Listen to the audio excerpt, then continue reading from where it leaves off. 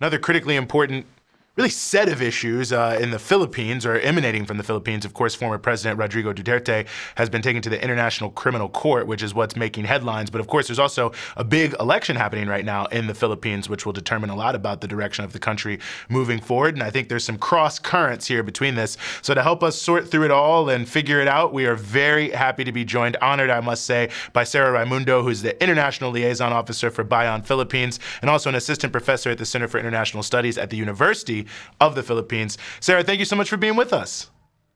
It's great to be here, Eugene. It's great to see you again. And No, Rania. absolutely. Perfect. Well, I wanted to start here because, maybe I'm being too conspiratorial, but the timing of this ICC, this arrest of President Duterte and the extradition of him to the ICC, it just seems interesting to me because it's in the middle of this big election campaign. And the president, of course, who is touting this is, one side of the big corporate factions and clans in the Philippines. The Duterte family is the other side. So I guess that's the first question I just wanted to ask you is there some overlap here between the political infighting inside of the elites there and the extradition of former President Duterte? Well, as you know, Eugene, they began as a team. And for the progressive forces, the Marcos Duterte alliance signified the most rotten iteration of Philippine politics. And it's also true, what you said, that there's been a subsequent clash. We fell apart. But the truth is that the Marcos Jr. administration made a conscious effort to shield Duterte from punishment by failing to hold him accountable on a national scale, meaning within the bounds of our national laws. So the ICC arrest is not just a political fight between Marcos and Duterte. We see this as a fight of the victims and the Filipino people for justice and to end impunity, to end human rights violations that continue under the Marcos regime. So we won't let the Marcos regime off the hook because many of Duterte's policies are being continued by this regime, including the National Task Force to end local communist conflict, the anti-terror law.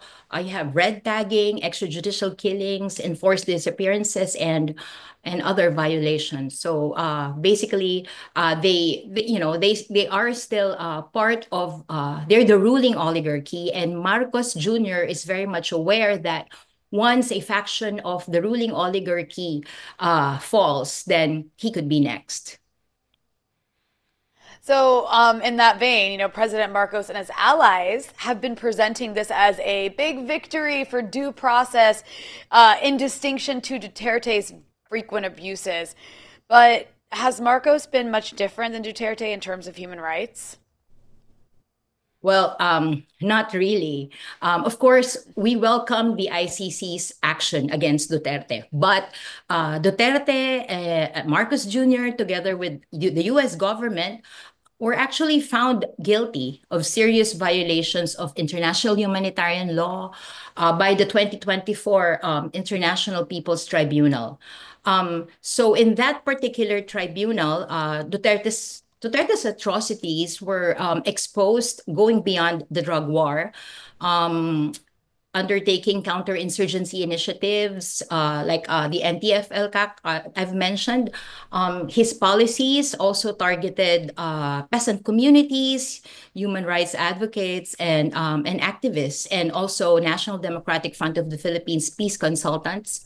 There were mass murders, forced evacuations, and state-sponsored violence, which were the outcomes of Duterte's explicit orders to kill, kill, kill. And in particular, the war on drugs actually continues to this day. In fact, the University of the Philippines, the HAS project, have recorded 701 killings from 2022 to 2024. So yes, the Philippines as a semi-colony of few of the United States has been denounced by the IPT.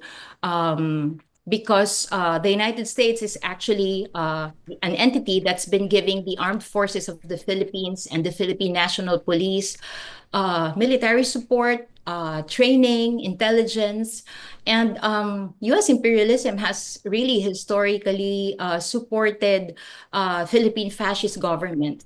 So Duterte's reign of terror was directly influenced by U.S.-funded counterinsurgency.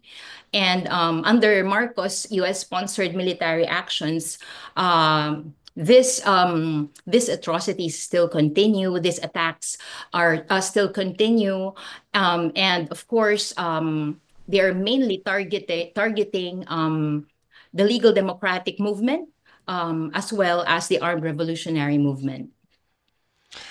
Well, I'm glad you mentioned the issue of the legal democratic movement, because the other thing that is happening right now is we have elections coming up in the Philippines, and the Makabayan bloc of a number of working class pro-people organizations is out there campaigning very hard for a different vision of what the Philippines could look like as opposed to the major parties. I was wondering if you could talk a little bit about that, because certainly in the West, all you ever hear is either Marcos or Duterte. Most people don't even know that there is something else in the field happening.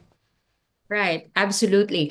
Well, Makabayan began as a coalition of progressive party list groups, with Bayan Muna being one of the most popular and also severely red tag, demonized by the state. Currently, Makabayan has representatives of the women's sector, Gabriela, of the youth, that's Kabataan Party List, and the teachers movement, that's the ACT Teachers Party List, in Congress. So they're in Congress. And Makabayan has been building up a senatorial slate of 11 people who are also mass leaders from the peasant movement, from the workers' movement. There's a representative from the fisher folk, as well as health workers, urban poor, and also longtime lawmakers like Bayan Chair Teddy Casino and former International League of People Struggle Secretary General Liza Masa. So the main idea of this senatorial slate, alongside the party list groups, is that there's a demand for a new kind of politics that is not propelled by by political dynasties, which breeds corruption and violence. And so this current effort from the National Democratic Movement is a response to the people's desire and demand for an alternative, for something better than U.S. imperialist puppets, bureaucrat capitalists, and fascist mass murderers. And basically, what's better is a program for a genuine agrarian reform and a people-centered national economy, national industrialization, because these are necessary conditions for the Filipino people to assert our national sovereignty and the right to self-determination. And currently, as you mentioned, the Makabayan slate has been visiting regions, different regions in the country, in order to learn more from the people, so that we can enrich this general program for progressive politics, a program for genuine reform in government. I want to ask you about the U.S. because, obviously a U.S.-based show, so we can't, talk about any part of the world without bringing up U.S. empire. And the U.S. has been significantly increasing its military presence in the Philippines. So I'm curious, how are progressive organizations in the Philippines seeing and responding to these developments? Yes, it's true what you said. That's exactly what's happening. And you've probably heard of the crash of a U.S. Plane in Maguindanao del Sur. This is a U.S. aircraft contracted by the Department of Defense, our Department of Defense, and supposedly it was conducting intelligence, surveillance, and reconnaissance. And they call this missions. And this episode really calls into question the U.S. military's ongoing and expanding presence on the Philippine territory under the pretext of security cooperation. And there's also been a buildup of U.S. military bases in different regions in the Philippines. And this is primarily the U.S. Propping the Indo-Pacific war theater, mainly to encircle China. So what this shows is that 90 years of U.S. military oversight of the Philippine military, with the perpetual promise of increased capability, modernization of the military, only results in crash landings, while the entire Philippines, the entire nation, is being dragged into U.S. imperialist endless wars. So how are we responding to this? So it's true, mainly through educational discussion and political campaigns on the necessity of an independent foreign policy for the Philippines. We've been studying the history of U.S. militarism in the Philippines and other countries, mobilizing for mass actions in the U.S. Embassy. And there have also been peace missions where our friends from the United States and other parts of the world, but mostly from North America, come over and conduct social investigation on the U.S. military buildup. So we hosted one last year, in May last year, and we are hosting another one this coming mid-year. And you are so invited to join.